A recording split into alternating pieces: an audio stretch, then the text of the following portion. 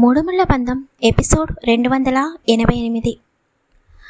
రేపు ఆఫీస్కి రాని చెప్తాను అని వైష్ణవి విరాస్ని ఒక రేంజ్లో తిట్టుకుంటూ ఉండగా, ఏంటి బంగారం ఏమైంది అని అనగానే, డాడీ ఆ విరాస్ సింహ ఉన్నాడు కదా, వాడి రోజు ఆఫీస్కి వచ్చాడు, చాలా ఇరిటేట్ చేస్తున్నాడు తెలుసా అని వైష్ణవి కోపంగా అంటుంటే, ఏమన్నా నీతో మిస్బిహేవియర్ చేశాడా బంగారం అని అడుగుతారు సూర్య గారు. చిచి అలాంటిదేమీ లేదు డాడీ, మీరు మరియు మామ్ ఇద్దరూ కూడా నన్ను వాడికిచ్చి పెళ్లి చేయాలని డిసైడ్ అయ్యారని, వాడిని ఇంటి అల్లుడుగా మీరు ఫిక్స్ అయ్యారని ఏదో చెప్తున్నాడు అని అనగానే, ఇంకా సూర్య గారు నిజం దాయడం ఇష్టం లేక, నిజంగానే నేను మీ అమ్మ ఇద్దరూ కూడా నిన్ను విరాస్కిచ్చి పెళ్లి చేయాలని అనుకుంటున్నాం బంగారం. కానీ ఈ విషయం మేము విరాస్కి చెప్పలేదు, కానీ అర్థం చేసుకుని ఉండుంటాడు. అబ్బాయి అందంగా ఉన్నాడు, ఆస్తి ఉంది, అన్నింటికన్నా నిన్ను బాగా చూసుకుంటాడని మాకు అనిపిస్తుంది, ఏమంటావు అని రాధా గారు కూడా అంటుంటే, ఆపండి మామ్ డాడ్, వాడిని నేను పెళ్లి చేసుకోను, అలాంటి ఈడియట్ని అస్సలు పెళ్లి చేసుకోనని కోపంగా వైష్ణవి తన రూమ్లోకి వెళ్ళిపోతుంది. ఇంతలో విరాస్ నుండి కాల్ వస్తుంది సూర్య గారికి. సూర్య గారు ఫోన్ అటెండ్ చేసిన వెంటనే, సారీ మావయ్య, నేను ఈరోజు వైష్ణవి ఆఫీస్కి వెళ్ళాను, కావాలని మీరు పెళ్లి ఒప్పుకున్నారని తనతో అబద్ధం చెప్పాను. మీకు ఇప్పటికే అర్థమై ఉంటుంది నేను వైష్ణవిని ప్రేమిస్తున్నానని. మీరు ఒప్పుకుంటే తనని పెళ్లి చేసుకోవాలని అనుకుంటున్నాను. నిజంగా చెప్పాలంటే నేనే ముందు వైష్ణవిని చూశాను, కానీ తనతో డైరెక్ట్గా కాంటాక్ట్ అవ్వకుండా ముందు మీతో కాంటాక్ట్ అయ్యాను. మీకు నచ్చిన తర్వాతే వైష్ణవితో కాంటాక్ట్ అవ్వాలని అనుకున్నాను అని విరాస్ చెప్పగానే, సూర్య గారు విరాస్ నిజాయితీకి మురిసిపోతూ, నాకు అర్థమైంది బాపు, నువ్వు ఇంటికి వచ్చినప్పుడు వైష్ణవిని చూసిన చూపులోనే నీకు వైష్ణవిపై ఎంత ప్రేమ ఉందో నాకు అర్థమైంది. వైష్ణవి ఒప్పుకుంటే మీ పెళ్లి చేయడానికి నాకు కానీ రాధాకి కానీ ఎటువంటి అభ్యంతరం లేదు. వైష్ణుని ఒప్పించుకోవాల్సిన బాధ్యత మాత్రం నీదే, దాంట్లో మాత్రం మేము హెల్ప్ చేయలేము. కొంచెం మొండి పిల్ల, కానీ చాలా మంచిది అని సూర్య గారు చెబుతుంటే, నాకు తెలుసు మావయ్య, అవన్నీ నేను చూసుకుంటాను కదా, తొందరలోనే వైష్ణవి పెళ్లి ఒప్పుకుంటుంది అని చెప్పి విరాస్ ఫోన్ కట్ చేస్తాడు. సూర్య గారు రాధాకి వంశీకి కూడా విరాస్ చెప్పిన మాటలు చెప్పి విరాస్పై ఒక పాజిటివ్ ఒపీనియన్ని ఏర్పరచుకుంటారు అందరూ కూడా. నిజానికి విరాస్ హార్ట్ఫుల్గానే సూర్య గారితో మాట్లాడతాడు. వైష్ణవి కోపంగా తన రూమ్లోకి వెళ్ళి బెడ్పై కూర్చుని, ఈడియట్ ఎంత అబద్ధం చెప్పాడు నా దగ్గర, మామ్ డాడ్ ఒప్పుకున్నారని అబద్ధం చెప్పాడు అని అంటుండగా తన మొబైల్కి విరాస్ నుండి ఫోన్ వస్తుంది. వైష్ణవి కోపంగా ఫోన్ కట్ చేస్తూ ఉంటే మళ్ళీ విరాస్ చేస్తూ ఉంటాడు.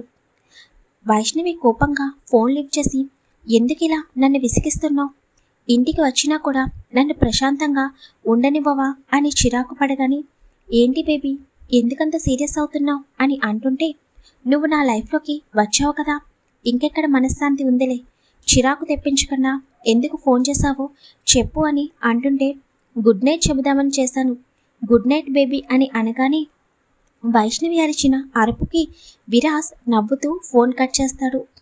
విరాస్ ఒక్క వైష్ణవి దగ్గర మాత్రమే తన ఒరిజినల్ క్యారెక్టర్ని బయట పెట్టాడు.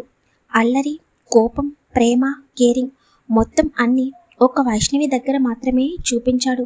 బయట విరాస్ మాత్రం వేరేగా ఉంటాడు. అలా విరాస్ ప్రతిరోజు వైష్ణవి ఆఫీస్కి వెళ్ళడం, తనని విసిగించడం, వైష్ణవి కూడా విరాస్ అల్లరికి నెమ్మదిగా అలవాటు పడడం, అలా ఇద్దరి మధ్య ఒక ఫ్రెండ్షిప్ బాండింగ్ కూడా ఏర్పడుతుంది.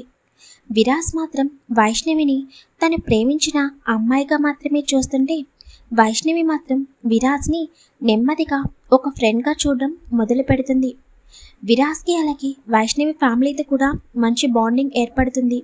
కొన్ని రోజుల్లోనే విరాస్, వైష్ణవి, వంశీ ముగ్గురు కూడా బెస్ట్ ఫ్రెండ్స్ లాగా మారిపోతారు. విరాస్ కూడా వైష్ణవి కలిసిన దగ్గర నుండి చాలా వరకు తన మాఫియాని సీక్రెట్గా తన మనుషులతో చేపిస్తాడు తప్ప తను ఇన్వాల్వ్ అవ్వడు. ఎందుకంటే వైష్ణు పాపని చూసుకోవడమే సరిపోతుంది విరాస్ బాబుకి.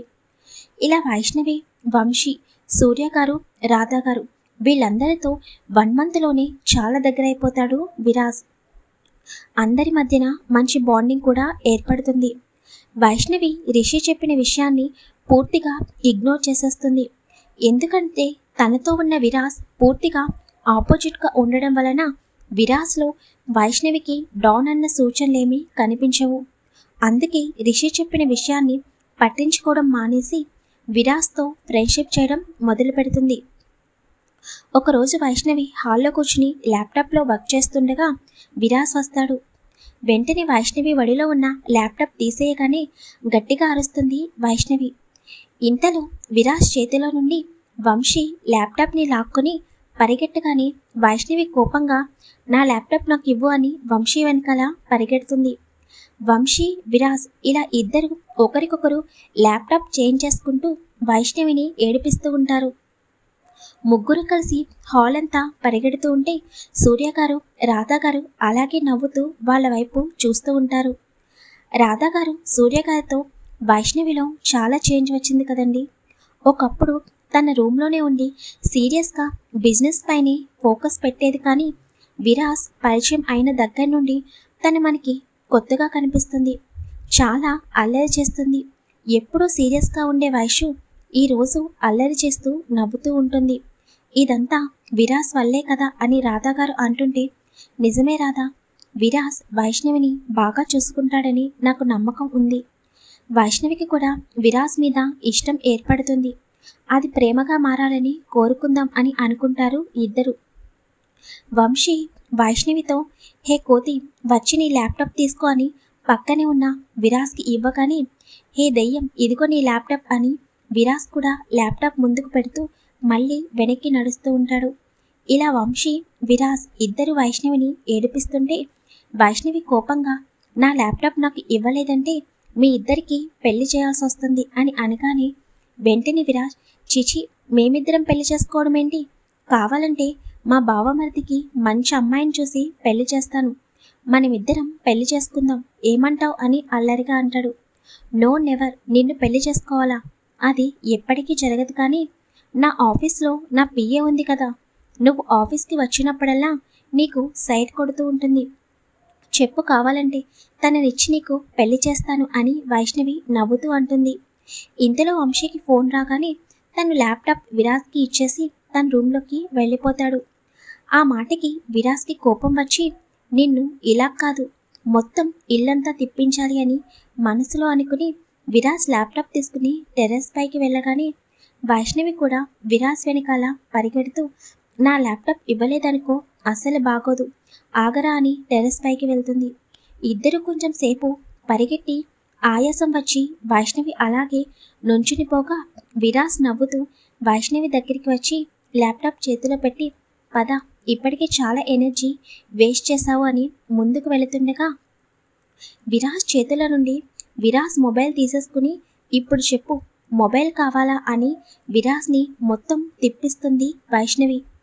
వసే దయ్యం ఫోన్ ఇవ్వు, అందులో చాలా ఇంపార్టెంట్ డాక్యుమెంట్స్ ఉన్నాయి అని విరాజ్ అంటుంటే నన్ను ఇప్పటి వరకు ఏడిపించావుగా, ఇప్పుడు నా వంతు అని వైష్ణవి అటు ఇటు తిరుగుతూ ఉంటుంది.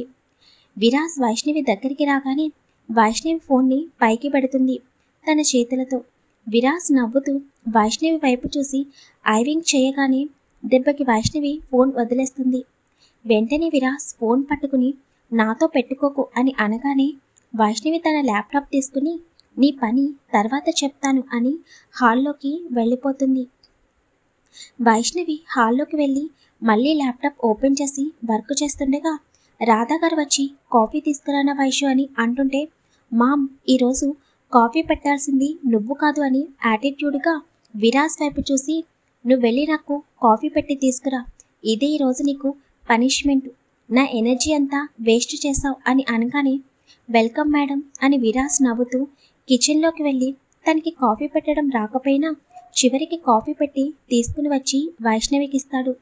వైష్ణవి నవ్వుతూ ల్యాప్టాప్ పక్కన పెట్టి కాఫీ సిప్ చేయగానే దెబ్బకి కాఫీ మొత్తం బయట కూసేసి నీకు కాఫీ పెట్టడం రాకపోతే రాదని చెప్పాలి కానీ ఇంత దారుణంగా ఎవడన్నా పెడతాడా అని తిడుతుంటే పోనీలే కాఫీ పెట్టమన్నావని రాకపోయినా ట్రై చేశాను, ఇప్పుడు నువ్వు బలవంతంగా ఈ కాఫీ తాగాల్సిందే అని వైష్ణవికి బలవంతంగా కాఫీ మొత్తం తాగిపిస్తాడు.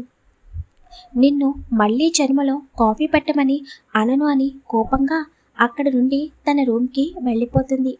విరాజ్ సూర్య గారికి చెప్పి తన ఆఫీస్కి వెళ్ళిపోతాడు. రాధాగారు నెమ్మదిగా వైష్ణవి దగ్గరికి వెళ్ళగానే రాధాగారిని చూసి వాట్ మామ్, ఏదైనా మాట్లాడాలా అని అడుగుతుంది. ఈరోజు నాకు చాలా సంతోషంగా ఉంది వైషు. నిన్ను పెళ్లి చేసుకోబోయే అబ్బాయి ఎలా ఉంటాడో, నీ కోపాన్ని అతను అర్థం చేసుకుంటాడో లేదో అని చాలా భయపడ్డాను.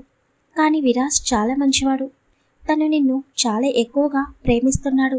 లేట్ చేయకుండా పెళ్ళికి ఓకే చెప్పు వైషు అని అనగానే మామ్, తనంటే నాకు ఇష్టమే, కానీ పెళ్లి చేసుకునేంత కాదు. ప్లీజ్ ఈసారి ఈ టాపిక్ మాట్లాడవద్దు అని అంటుంటే, నీకు తెలుసా వైషు, మా అన్నయ్యకి కొడుకు పుట్టినప్పుడు నాకు ఆడపిల్ల పుడితే వాడికిచ్చి పెళ్లి చేయాలని అనుకున్నాను అని రాధాగారు అంటుండగానే మామ్ అని వైష్ణవి, రాధా అని సూర్యగారు అరిచిన అరుపుకి మొత్తం ఆ రూమ్ అంతా ప్రతిధ్వనిస్తుంది. వెంటనే వంశీ రూమ్లో నుండి వైష్ణవి రూమ్లోకి వస్తాడు. సూర్యగారు చాలా కోపంగా, రాధా నీకు ఎన్నిసార్లు చెప్పాను వాళ్ళ గురించి మాట్లాడవద్దని. ఇంకొకసారి మళ్ళీ వాళ్ళ టాపిక్ ఇంట్లో వచ్చిందంటే అస్సలు ఊరుకోను. ఇంకా నా కూతుర్ని ఎట్టి పరిస్థితుల్లోనూ అలాంటి వాడి కొడుకుకిచ్చి పెళ్లి చేయను. గతం మర్చిపోయావా అని సూర్యగారు కోపంగా అక్కడి నుండి వెళ్ళిపోతారు. వైష్ణవి రాధాగారి వైపు కోపంగా చూస్తూ, మామ్ నీకు చాలాసార్లు చెప్పాను, నువ్వింకా వాళ్ళ గురించి ఆలోచించడం వేస్ట్. నిన్ను ఎంతలా బాధ పెట్టారో నాకు తెలుసు. చిన్నప్పటి నుండి పెంచిన చెల్లెలు తప్పు చేసిందంటే వెంటనే నమ్మేసి నిన్ను ఇంట్లో నుండి బయటికి గెంటేశాడు మీ అన్నయ్య. ఇంకా మీ అన్నయ్య భార్య నువ్విద్దరికీ కూడా ఎంతో ప్రేమతో దగ్గరుండి పెళ్లి చేస్తే ఆవిడ నీపై కుట్ర పన్ని నిన్ను బయటికి గెంటించేలా చేసింది. అలాంటి వాళ్ళింటికి నన్ను కోడలిగా చేద్దామని అనుకున్నావా? నెవర్ మమ్మీ, నా కంఠంలో ప్రాణం ఉండగా ఆ ఇంటికి కోడలు కాదు, ఆ ఇంటి గుమ్మం కూడా తొక్కాలని అనుకోవడం లేదు. ఇంకా అలాంటి మెంటాలిటీ ఉన్న మనుషులకి అలాంటి మెంటాలిటీస్ ఉండే కొడుకే పుడతాడు. విక్రమాదిత్య గురించి ఇంకా వాడి గురించి నా దగ్గర మాట్లాడకు.